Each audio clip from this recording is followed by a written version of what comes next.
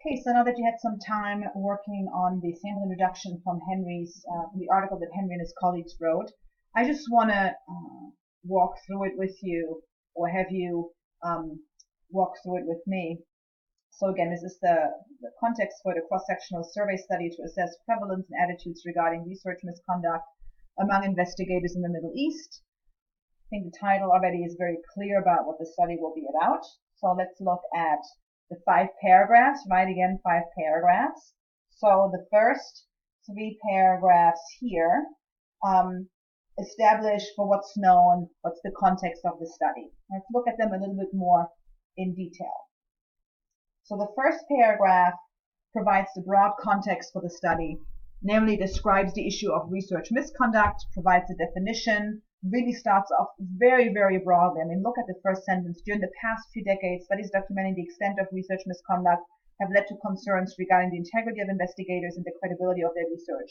That's a really large topic, and it should be. Like, the first sentence can be covering a lot of ground, but then again, you're going to narrow it down. Again, remember that inverted triangle as the structure for your introduction. So, let's see. So that's the first paragraph, right? Broad context for the study, namely introducing the issue of research misconduct. Second paragraph of that first part, again, the context, providing the context for the study, answering the question, what do we already know? Further narrows down the context, namely focusing on existing data that only comes from Western countries. And there's a study that is cited here and some specific background given about that study.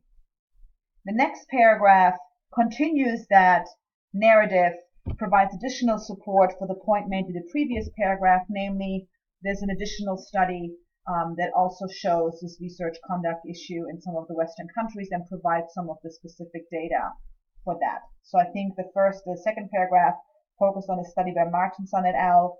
And this paragraph here, number 3, focuses on Finelli from 2009. So we have the context, we have the broad, what do we already know about this? So now we're going to go into the 4th paragraph, that second part of the introduction, again, focusing on what do we not yet already know, what are some of the research gaps, what are the limitations of existing studies potentially. So it identifies the gap in the existing research, right? So it starts off with similar studies showing the extent of questionable research practices in non-Western countries have recently been performed, but are few in number, right? So by this first sentence sets us up very nicely in terms of readers' expectations, that they're few in numbers. So here the authors list a few of those, but really they're not giving a lot of context. They're not nearly as exhaustive as the material on the Western countries. So that's what we not yet know. So we don't yet know too much about non-Western countries and the issue of research misconduct.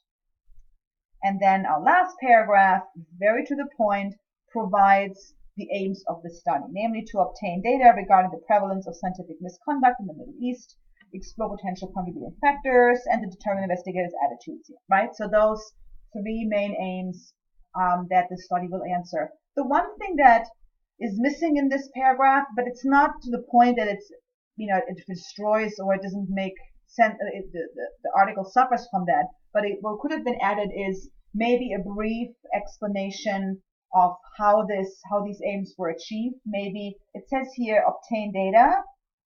It would have been maybe interesting to include what's the study design. Is it retroactive? Is it, whatever it is? Is it survey design? We'll learn about this in the methods and results section. But again, a little bit of foreshadowing might have been nice here. It's not necessary, but it's recommended if you can do it. I would suggest you do. All right, so that's it for introduction section. And maybe take a quick break from listening to me on the screen, and then we'll together look at methods and results.